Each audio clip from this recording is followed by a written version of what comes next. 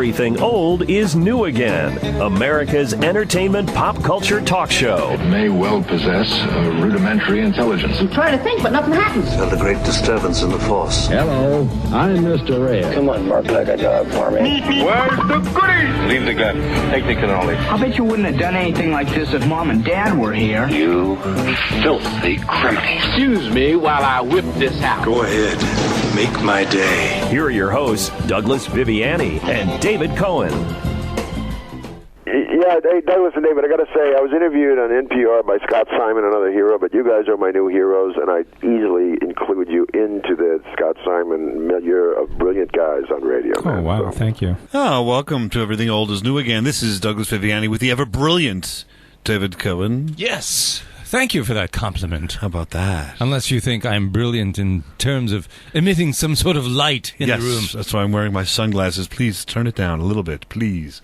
Listen, we are having some fun on Everything Old is New Again these days. We're interviewing celebrities every so often. We're doing skits and routines. We're doing quizzes. We're doing retrospectives. We're doing all kinds of activities, fun, thrills, and adventure right here on the radio that you will never hear. There's no way in the planet that you hear a show like this on the radio other than this show. Am I right or am I wrong? You are right. And who was that brilliant actor at the top of the show who was praising us? Peter Weller, RoboCop himself. Dr. Peter Weller. Correct. Who knows a thing or two about brilliance. Exactly. He knows what to find, where to find, and how to define the best. And that's what this show is about today. Exactly. The best. What are the best things that we can talk about? We may just do like a top 10 list. We're going to freeform this. There are no clips for the next hour on this show. You don't like that? What does that mean? Does that mean I was portraying an audience member typically upon hearing that. When people tune in, they want to hear the clips. They want to hear the clips. Okay. But you know what? We're going to do better than the clips today. Correct. You're not going to need to hear clips after you hear what we have for you. This is going to be good fodder for the cocktail party, for any conversation you have with your friends, family that just is going sour. Just remember some of what we bring up here, and maybe that'll help you through your conversation. That's right. This is called the CPF show, the Cocktail Party Fodder Show. So let's talk about it. The best of. This is called the best of the best. So we spoke about radio there. This is all off the cuff. We've not prepared a thing, which should make you feel very comfortable listening to this show. And there's another reason why there are no clips. So what we're going to do is I'm going to say to David Cohen, let's start with radio. You may not be able to answer this question. I have no idea. To you, I don't care if it's from the 1901 era. I don't care if it's from 2020. To you, name me, let's say, two of the best radio, we'll just call them radio shows. It could be music shows, could be medicine, could be comedy, anything in your mind that you've experienced. Two of the best radio shows. Not podcasts, radio shows? No podcasts. Podcasts aren't real. Radio shows is real.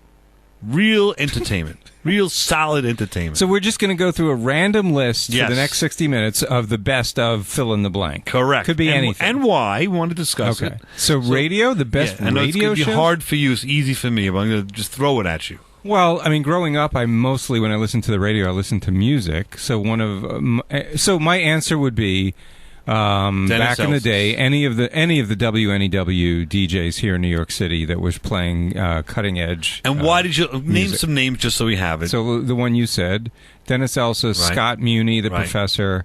Those are the two big ones. All right. So now, what made them outstanding to you?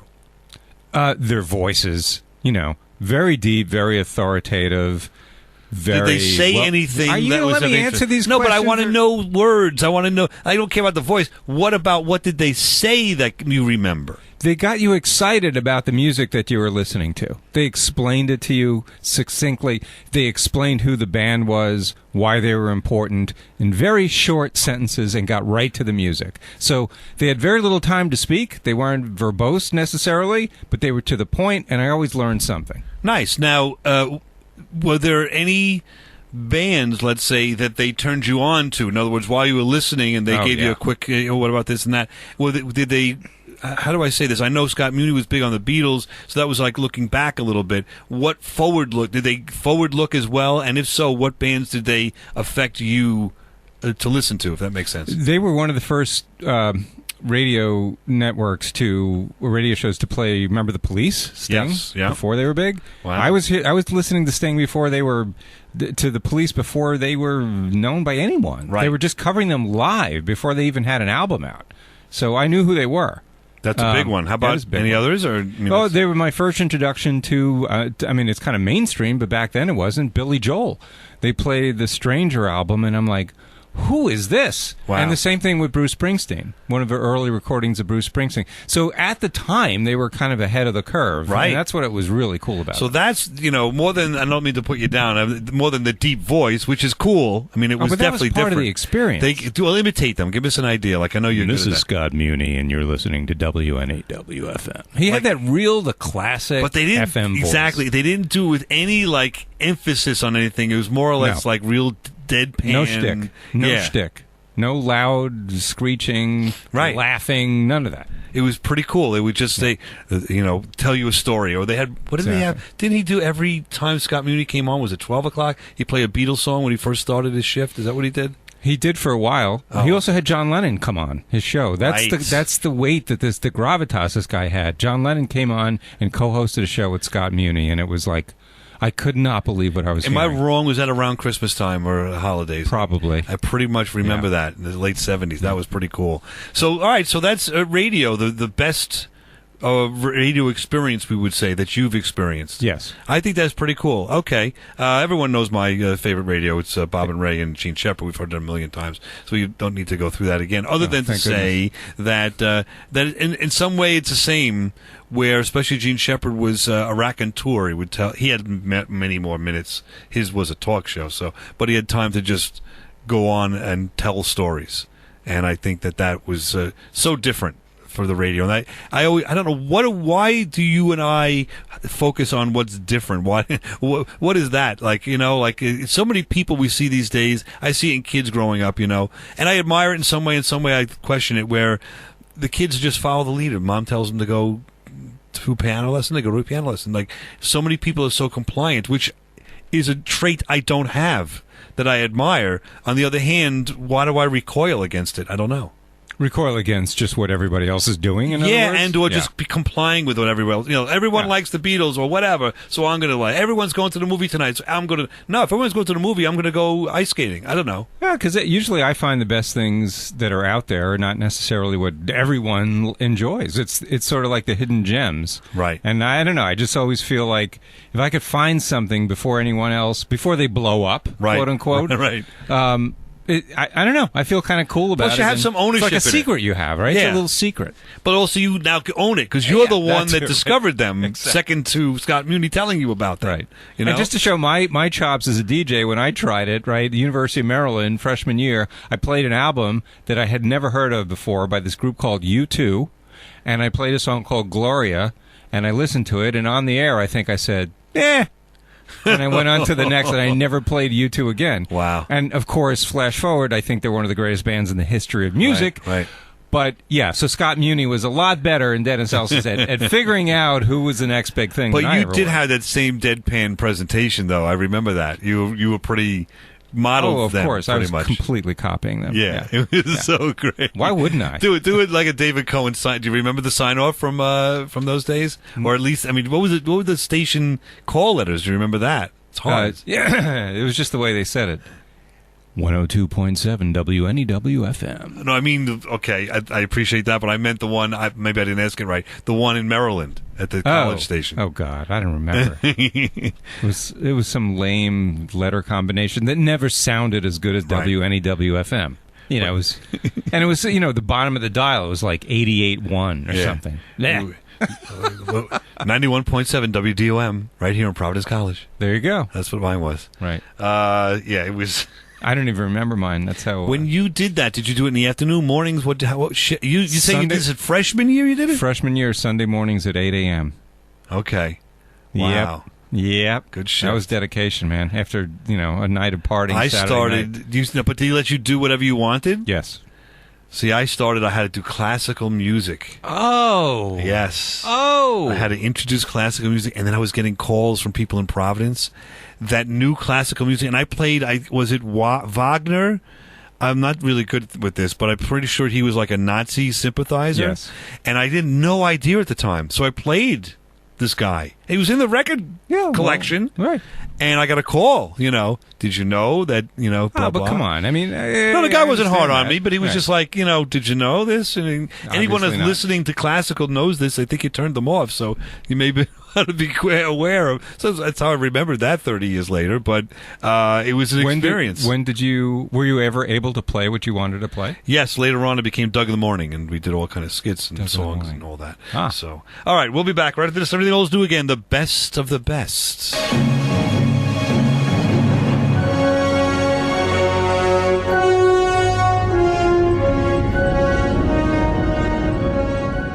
You're listening to Everything Old is New Again, America's entertainment pop culture talk show with Douglas Viviani and David Cohen. This is Robert Picardo, the emergency medical hologram from the Federation Starship Voyager, and you are listening to Everything Old is New Again because you are smart. It's very kind of you to invite me along to the show. You're nuts, you two. Thanks, Thank Chris. you for your time. What a wonderful show. Thank you. There we go. We're back, and Everything Old is New Again with the wonderful show as described by none other than Chris Difford himself from Squeeze. Yes. How about that? Cool. That was really cool. We're doing best of the best right now. Just try to give you a little discussion. We turned it inward there. Went a little awry last section, but that's okay. Just going off what we just heard right there, it just came to mind.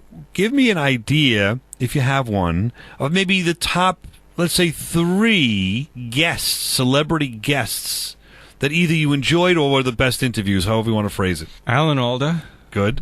Dr. RoboCop. Peter Weller, of course. And I would say I really like the interview we did with Burt Ward, Robin. That was interesting. I know I'm forgetting one, though. Fill me in. I don't have the list in front of me. We're just talking at the top of our head, so it's hard to say. Yeah. I believe it or not, I think what came out very kind of good, and it was one of the first ones, was Jay Johnson, the ventriloquist. That was really good. Because we did stuff that we sometimes don't do. Maybe we should get back to. Like, we played games with him. Like, I sort of played, some clips of some appearances he made, and what was this and what was that, and he went along with it. But it was easy with him, too, because he was a huge historian of ventriloquism. So I couldn't stump him anywhere along the line. But I played clips with him. Like, a lot of times we do interviews, and I abandon the clips because I want to maximize the time with the person. True. But this was like, I was into the clips so much that I played them with him, and we stayed with the format of the show. He was just a co-host, and I think it came out really good. So I don't know if I would do that. I don't like the time of these celebrities is kind of precious, and you're cutting in with the clips. Sure. So I don't really want to do that. But once in a while, maybe we could do a quiz with them. Or, I think you know that's what I mean. a good Like idea. it's I forgot about doing that. It's a lot of the straight interview stuff. But when we do something different with the guests, I think is kind of fun. Yeah, I agree. So that's one off the top of my head. But I enjoy them all. Some just go so easily. Yeah. And some Certain are, people you have like self-impointed pressure on you because you like them so much that it makes it really hard to do it. It's a little intimidating. Yeah. Like Chris Difford, I was just... Chris, which was also a fun interview. Yeah. Because, he was unique because we were able to ask, being fans of Squeeze, of which there aren't, they're not like... some huge band, right? But we were able to ask questions, as fans that we always wanted to know, right to the source. Exactly. So that was really cool. Yeah, that was great. I also enjoyed, believe it or not, it was hard because I know the kind of person he is and all that. And he's a very nice person, but he doesn't suffer fools well. And I thought, again, it was early on, Walter Koenig for 2 sessions, and I won him over, but I really was intimidated. Like, I've seen this guy on television for 40 years. And the movies. And, I didn't think he's the greatest actor in the world. I think he's great. But I really admire his work and what he's done. And so to have the opportunity to spend 2 hours talking to him and have him laugh at stuff I was saying and stuff we were bringing up was, he was kind of like taken aback by like the research and whatever. So it went well that way. If that makes sense. And I think generally the star athletes that we speak with are usually very easygoing, fun interviews.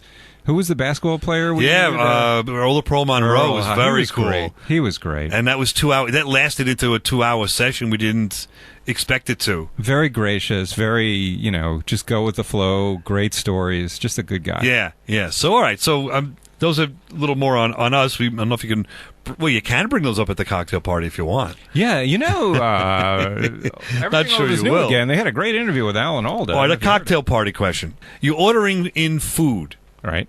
Now, you live in New York City, so you have a wide variety of choices.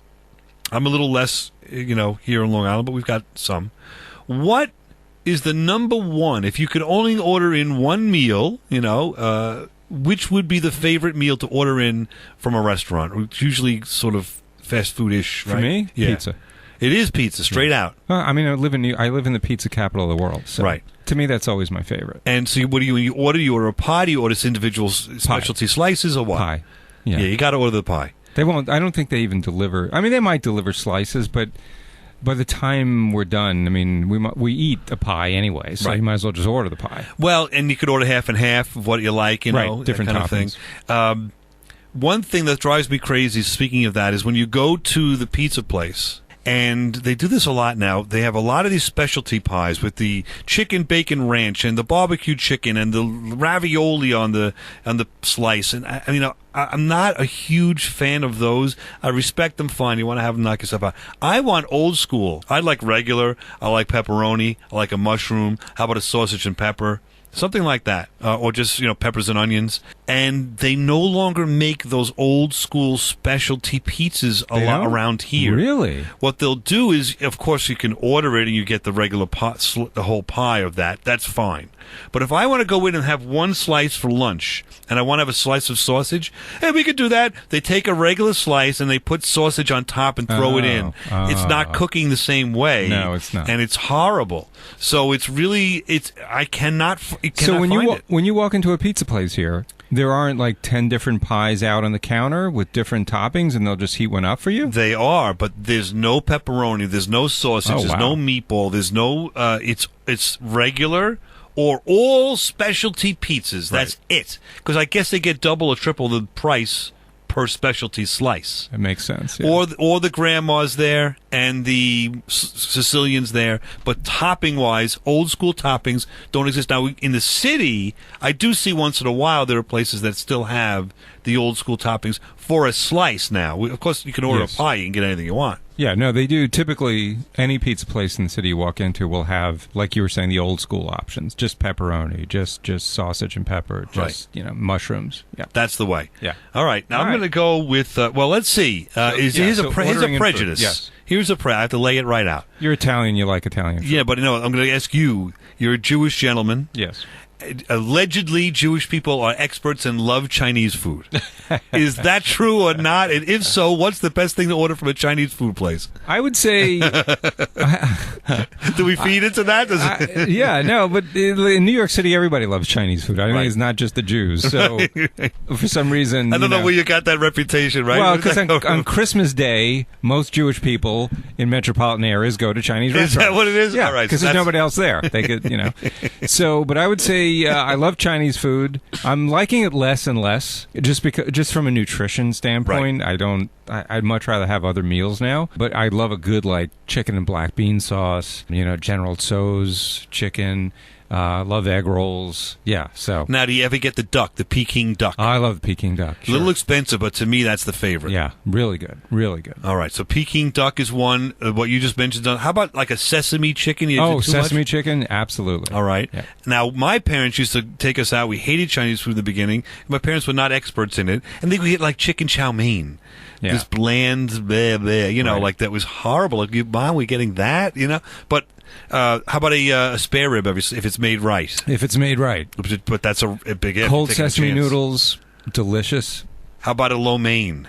Not so much. Yeah, I mean, I've had it. It's not bad. It depends on the restaurant. Now, years ago, I used to eat the egg foo young, but it's way too heavy now. Yeah. It's too much to it. Yeah. All right, so there's some ideas. How about a soup? Wonton. I always love wonton Now, soup. people mix the wonton and the egg drop. I'm not a big egg drop fan. But do you mix? Oh, so you wouldn't have it at all. Okay. If I don't have wonton soup, I have hot and sour soup. Okay.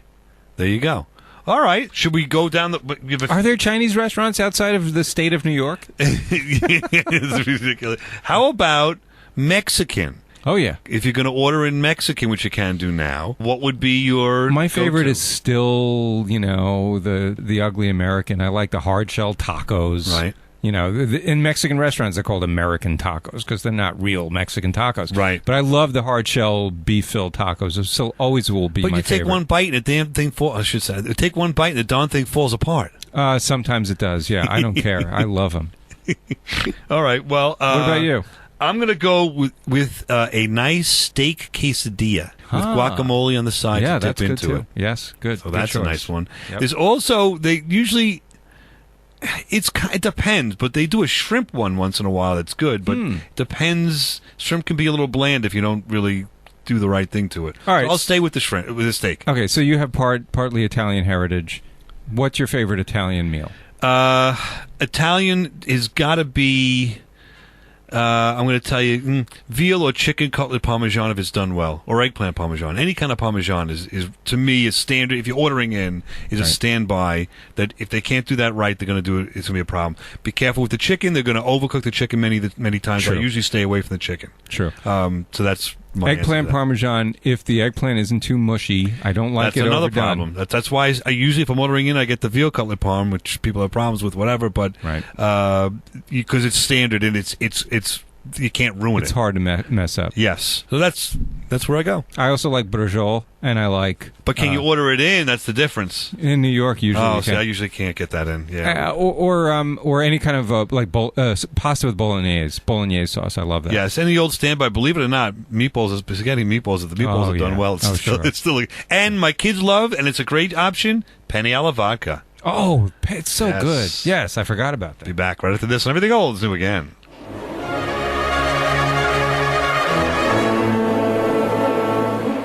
Now, back to America's entertainment pop culture talk show. Everything old is new again, with Douglas Viviani and David Cohen. My gosh, are people still listening to the radio? You betcha. Yes, Absolutely. they are. Absolutely. In and one form or that's another. why what you're doing right now, everything old is new again. Yes, it is. It's new.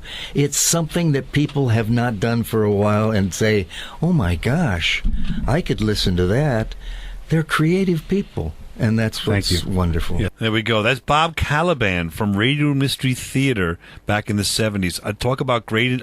by the way, this is Everything Old is New Again, and we're talking the best of the best with David Cohen. Speaking of the best co-host in radio. Oh, thank you. There we go. Now, my thought there is that just to bring this back, that just reminds me...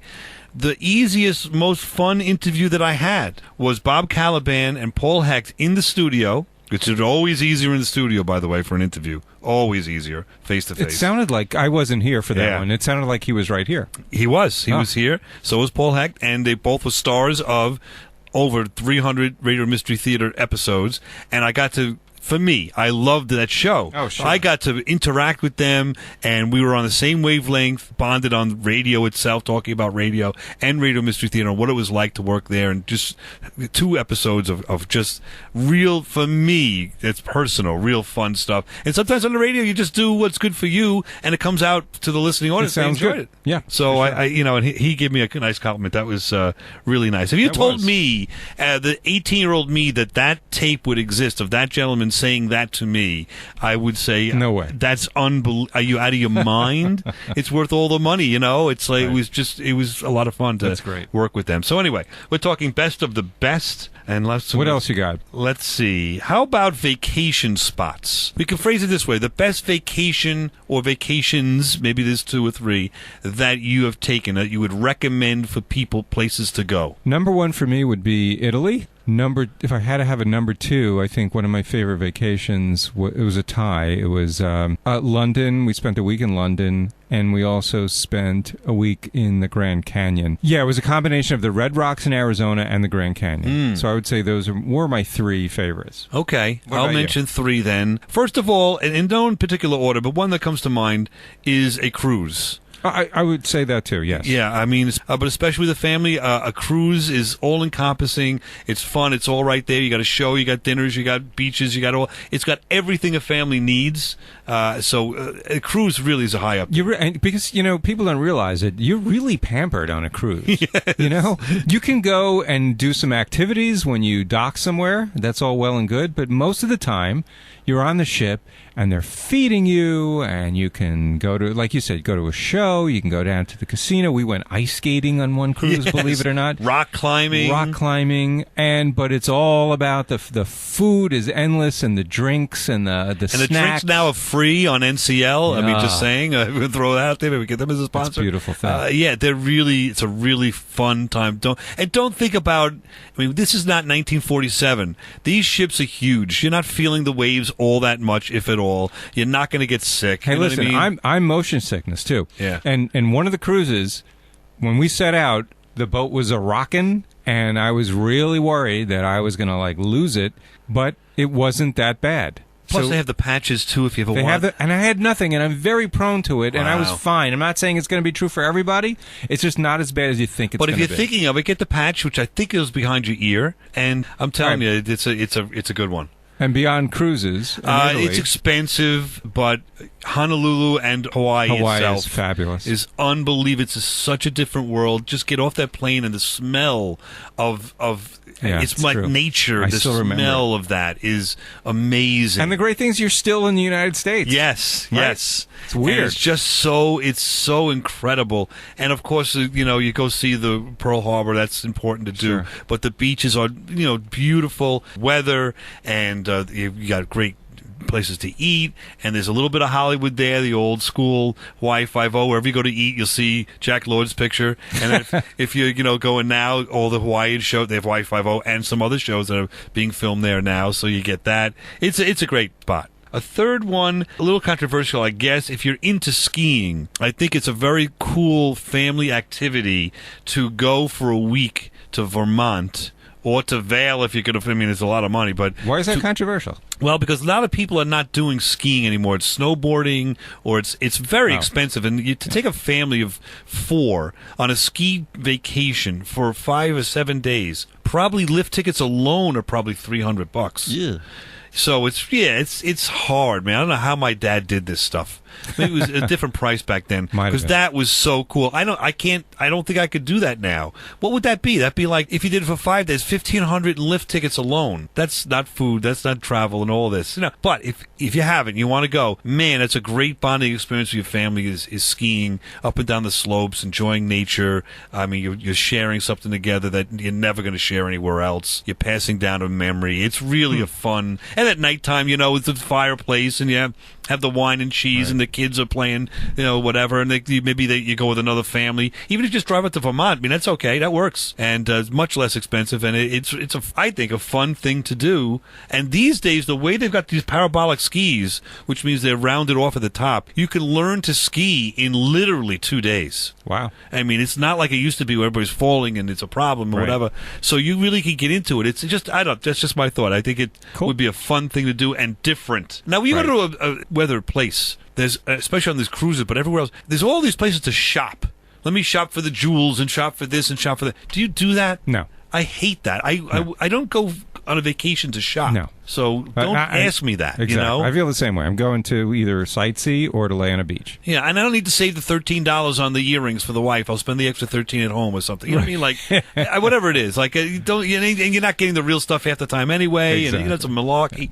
And that's not a big fan of that. All right, how about we'll throw one out here. If you have to get a pet, what kind of pet? Now you've got fish, bird, cat, dog, right? I guess there's some others. Gerbils. I would say cat dog. I don't know what they are, but it sounds like an interesting crossbreed. It's a dog that goes out on his own and goes to the bathroom in the box. I never had one because I was never allowed because I'm living in a building that doesn't allow them, but I would say dog. Yeah. Interesting. But I have 2 cats, and I love the cats. So yeah, this is the thing. I grew up with dogs. Remember Brandy? Of course I do. What would you always say about Brandy, our mutt? She just never smelled. Right. That dog just smelled great all the time. It was the greatest dog on the And it was planet. also probably the weirdest recurring comment you got about Brandy. Or But about it was- anything, really. It was a compliment, so Brandy smiled. Brandy was a great little dog. Because I knew a lot of dogs, and they all smell. Yeah, they have just have a this- dog smell, which I don't like. But Brandy was, dog Brandy was a clean as a scent whistle. free. Yep. I got to give my dad credit. He bathed that dog every so often, too. Like, I would say every 6 weeks he was bathing that dog. Anyway, so dog. Okay, Yeah. I'm going to say probably the same thing, but I would stay away from these huge dogs, these Labradors and... Brandy was She was a mix of a small collie and something else we never found out, and maybe a collie and a lab, but it was like a lap. She was like maybe let's say 55 pounds, mid-size, right? And the big ones you can't have as much fun, especially if you have kids. They're huge. You can't sit on you. You can't pick them up. Right. To me, it's too much work. I'm not into the things. big dogs either, really. Yeah. So and the little, I'm not really into these little toy dogs. That's sort of a phase, kind of a thing. So all right, so dog, I would agree with you. Although cats have grown on me because my wife loves the cats. We've got 2, and they. But here's the thing. The description is, they act like a dog. They follow you. These 2 want to be with you. Well, then why not get a dog? Like if that's what you want. Because it's so rare to have cats like we have that are following us, want to be with us. Whatever room we're in, they're in with us. They're interested in all of that. Most cats, you tell me, are not like that, right? Well, you know what? I'm starting to think that maybe it's just the cats just get a bad rap, because I think that from what I hear from other cat owners, that the cats do interact with humans more than I think people perceive them to. How about that? Because we're seeing 2 out of 2 then out of us saying that the cats do. Yeah, interact. but I know a few other cat owners. Yeah, there's a few where the cat just always stays to him or herself, but a lot are just part of the family. Yeah, see, so there's let's dispel that myth. Yeah, I think and so. so. The cat might be a way to go. Of course, always a boy and his dog is always. You never have to walk a cat.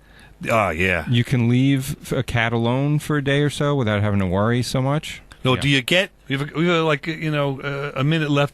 Do you get a cat or a pet in duplicate? In other words, do you just get 1 dog or do you get 2 dogs? Do you get 1 cat or 2? There's always that debate. Yeah, if no one is home, typically during the week, then the thinking is you get 2 to keep each other company. That's so what 2 we dogs did. is tough. Cats, 2 I dogs can see. are Tough. Yeah. Yeah, 2 dogs is a tough thing to do. It is. So I don't know if I'd ever do 2 dogs. I wouldn't either. But then again, I'm not. How about a dog and a cat? I would do that. There you go. We're planning to do that. You think they'd fight like cats and dogs? I don't know how to answer that. That's a Woolsey and Wheeler and Woolsey. Yeah. Okay. We're stuck on. Google Wheeler and Woolsey. If you find out any really good information, email us at oldnewagain@aol.com. Or keep it to yourself. No. We want to know all about them. There are new characters, and we've got to present them to the world in the proper form. They just are like, we're phrasing them as the comedians that almost were. I mean, they have good setups, good ideas, but they're not that funny. No. We're back right to this. Everything old is new again.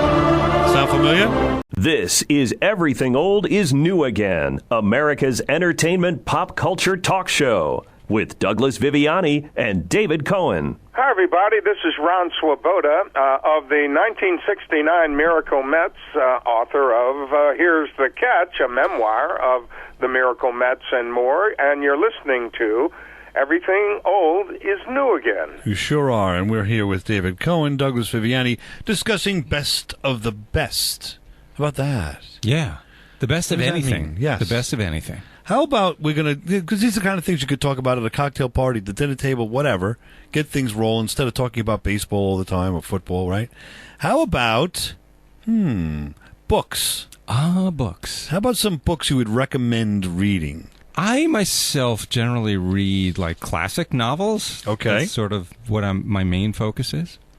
Because I'm one of these highfalutin people. Anyway, I would say one of my favorite all-time books that I would reread anytime you ask me was basically Jane Eyre by Charlotte Bronte. Tell me why. it's perfectly written. It's just a great story. You can't. It's just one of those books that literally, like, it's hard to put down. I don't know. I can't explain How it. about for the uninitiated? Because what is it about? It's about a woman struggling in her life, being very poor and out on her own, right? And how she just made her way through life. Just fantastic. And I would also say one of my favorite all-time books was The Count of Monte Cristo, which was probably the biggest page turner, and the book where I encountered more than any other book I've read, where like, no way, no, that didn't just happen. Right. Are you kidding me? Right. So, and it was written in serial form originally. It was written in like little publications that would come out every month. So there always had to be like a little cliffhanger to it. Right. And when you put it all together, it still reads the same way, where you just never know what's going to happen next. So I would say Jane Eyre, Count of Monte Cristo, probably my top two. Jane Eyre, interesting. And Count of okay, I will definitely enjoy reading those two because I've not read them. I would say to you, I read. You both. would like Count of Monte Cristo. Yes, I love the movie, but I would like to. I think the book's gonna be better. I really do. You saw the movie? Yeah. I saw a number of the movies. It's all the same. Might give it away, but it's pretty well written. Yeah, it's great. How about some real? I do fiction and nonfiction, but nonfiction, Manhunt. This was the search for Lincoln's killer after. Oh, was that by that Fox guy? James Swanson. Oh, not him. No, okay. This was well researched. Tremendous. Didn't they find him though? Wasn't it? Well, we know the story. John Wilkes Booth? Yes, it was. So we know the end. No, but you don't know all the. It took like 12 days to get him, and there was no, very little. What's the name? Manhunt. Manhunt. Okay. It's very memorable. It was really well done. It was taken from some of the pages of the diary of Brooks of John Wilkes Booth. It was also taken from a lot of the people that he met along the way, were interviewed, and it was so well researched and really put together the life and times of a man that kills the president on the run, and it was great. And of course, he got his just desserts. Seabiscuit, by Hillenbrand, is one of the most memorable books I've ever read. Why? And because it's about a horse. Yeah. And I was like, what? Am I reading a book about a horse? But it's not. It's about all the people surrounding this horse and what they put in and what they sacrificed, how they became a team, how these odd elements of people that would never meet in any other world, any other society together, came together. The rich, poor, the small, the tall, everything in between came together to celebrate the career of this horse called Seabiscuit. Cool. All right. Really amazing. Another one, Pirate Hunter by Richard Zacks. It's a book about Captain Kidd, another one that was tremendously researched. Things you never thought you knew about Captain Kidd is in there. He was not a pirate. Really? And you have to, and he was then forced into become a pirate by the powers that be because he got too close to some things. You have to read this book. Absolutely amazing, tremendous book. Pirate Hunter? Pirate Hunter. Wilbur Smith. You ever hear this author, Wilbur Smith? No. He my name sounds familiar, but I couldn't tell you what he wrote. He does like a historical fiction kind of books. Birds of Prey starts a series of books about the family called the Courtneys.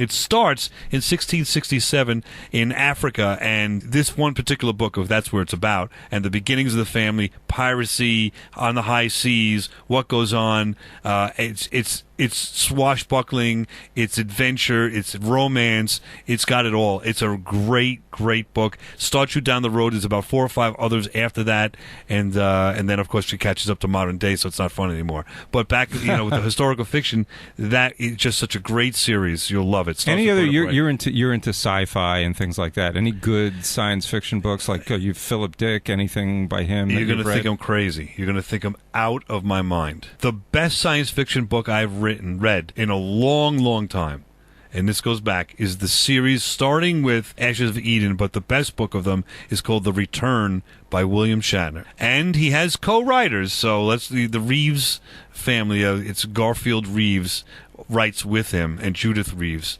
So the three of them have put together a series.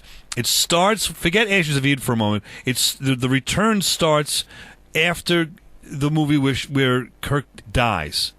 And what happens is Picard goes back to the location and finds the body missing. Do you need any prior knowledge No. of what happened in any of the movies Nope. or anything? Okay. It's just Captain Kirk is dead. Okay. And he's brought back to life by the Borg, and he's a Borg. And now Captain Kirk, Cyborg? You know the Borg in the Next Generation? They're a huge villain. They'll explain it to you. Okay. Huge villain, a mix of human and machine, and they're invincible.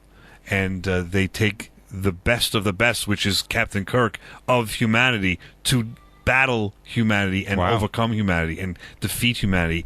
It is tremendous. I'm telling you. All right, Oprah. If you're a Star Trek fan, and it's a series of books, that takes you down 4 or 5 books. Really? And every one is great. All right. But the return is really, really good. So there are my books. And if you're just going to look for an author and think, I can't remember the names of these books and whatever, Dean Koontz, you can't go wrong with anything he writes. Right. I think he's tremendous. He does suspense. There's always a little sci-fi little twist to it, whether the character has some inner skill that they've learned, or there's some kind of technological thing going on. There's always some little twist. It's not a standard routine, but it stays pretty close to standard regular life. Make sense? Yeah. I'll just throw 2 more or 3 more Good, at yes. you. To Kill a Mockingbird. Oh, yeah. I would say is up there. Pride and Prejudice by Jane Austen. Yes. Anything by Jane Austen, but that was probably my favorite. And very funny writer, has written many novels before. You might have heard of him, David Sedaris. No. He's written he must have about 6 or 7 out right now.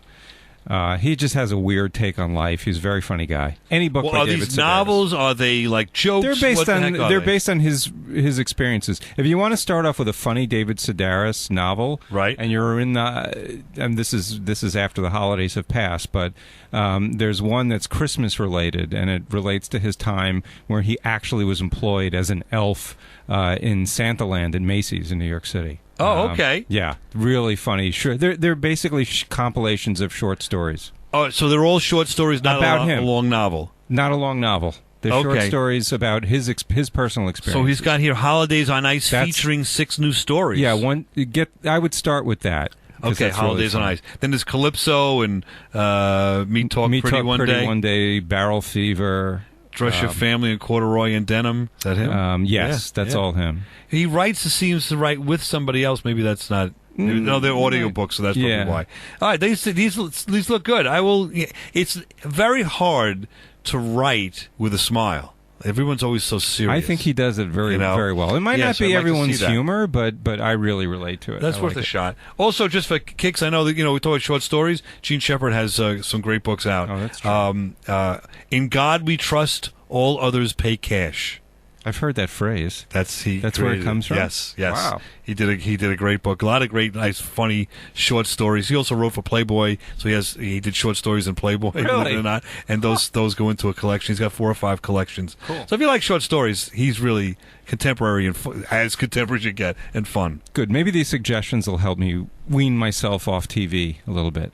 Back It's into funny. reading. Yeah, I mean, I'm at the point where I've seen so much on TV. I've seen it all. Like after a while, ask me my favorite TV show. I can't tell you now. I don't have one. Yeah, I know what you mean. They're all mediocre. There's nothing that's extraordinary anymore. That's right now that's standing out that I have to watch. By the way, the Orville is now, after the 2nd season, off regular TV and on Hulu. Go figure. Now, Cobra Kai, I'm looking forward to seeing return.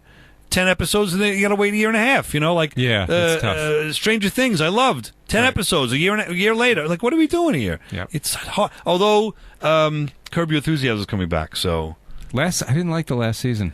First season, I really just did not like. What's his name from Hamilton? Yeah, that was a little too much. Didn't like it. It was. I think he was trying to. It was mean spirited. He was trying to, I think, rekindle the season where he did the producers. Exactly. And it just didn't work. Yeah. All right, let's see what happens this season. Anyway, stay tuned to Everything Old is New Again, because it's nothing but best of the best. We should do more of these. I like this. All right, let's keep doing it. We'll be back next week on Everything Old is New Again. Whenever we need a show we have no clips for, we will do one of these. Enjoy.